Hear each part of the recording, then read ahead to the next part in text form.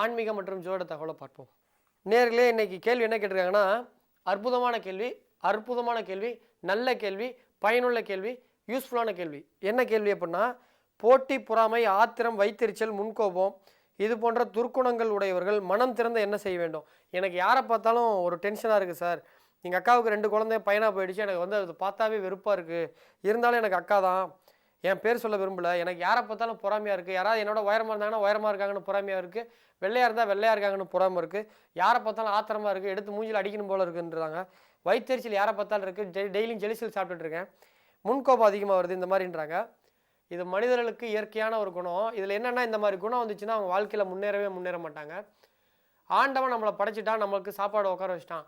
அடுத்த இலையில் வந்து பாதுஷா வைக்கிறான், உப்புட்டு வைக்கிறான், நமக்கு வைங்கன்னா நமக்கு ஏதாவது ரொம்ப பிடிக்குன்னு சொல்லிட்டு தனியாக கூட எடுத்து வச்சுருப்பாங்க. நம்ம கேட்காம இருந்தால் கடைசியாக கொடுப்பாங்க. எனக்கு இதை கூட அதை கொடுத்துன்னு சொன்னோம்னா சரி அப்போ இதான் பிடிச்சிருக்குன்னு சொல்லிட்டு போயிடுவாங்க.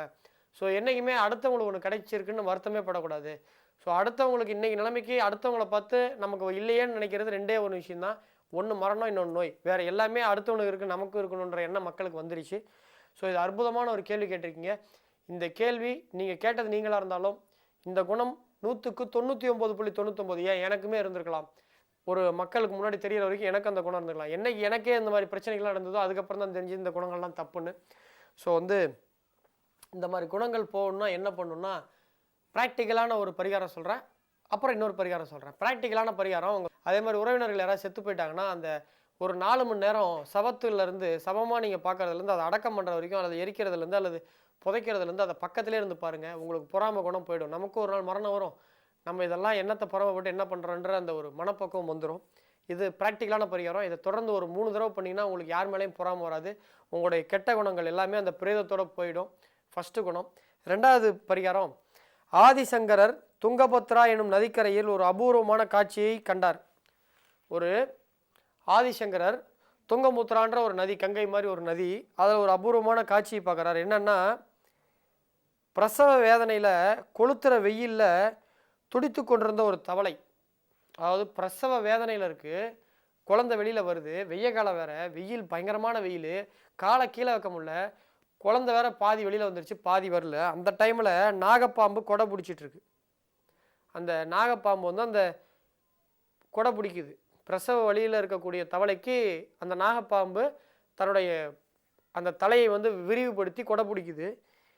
ஆக்சுவலாக தவளை பாம்பு சாப்பிடும். ஆனால் இந்த இடத்துல பார்த்தீங்கன்னா அந்த தவளைக்கு வெயில் படாமல் இருக்கணும், அந்த குழந்தை வெளியில் டெலிவரி ஆகணும்னு சொல்லிட்டு கொடை பிடிக்குது.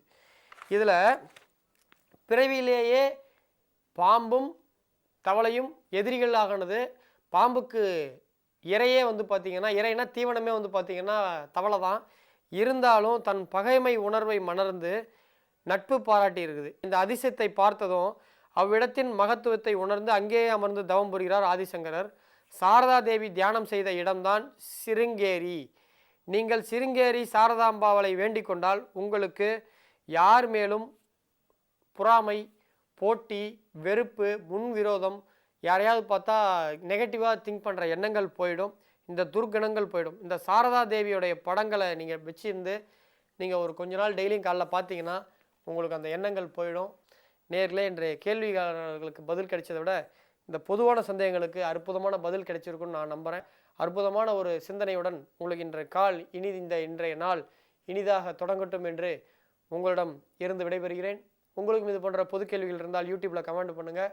தனிப்பட்ட ஜாதகம் சந்தேகம் இருந்தால் மெயிலுக்கு கமெண்ட் பண்ணுங்கள். இதை மாற்றி பண்ணாதீங்க. இதை அதுக்கும் மெயிலில் பொது கேள்விகளை மெயிலுக்கும் கேள்வி பதில் கமெண்ட்ல பண்ணிங்கன்னா வராது. நாங்கள் சொல்கிற மாதிரி பண்ணால் தான் அது எங்கள்கிட்ட ஒரு சிஸ்டமேட்டிக்காக வரும். மீண்டும் நாளை காலை சந்திக்கும் வரை உங்களிடமிருந்து விடைபெறுவது உங்கள் அன்பு நண்பன் சேலம் பாலாஜி ஹாசன். வணக்கம் நேயர்களே.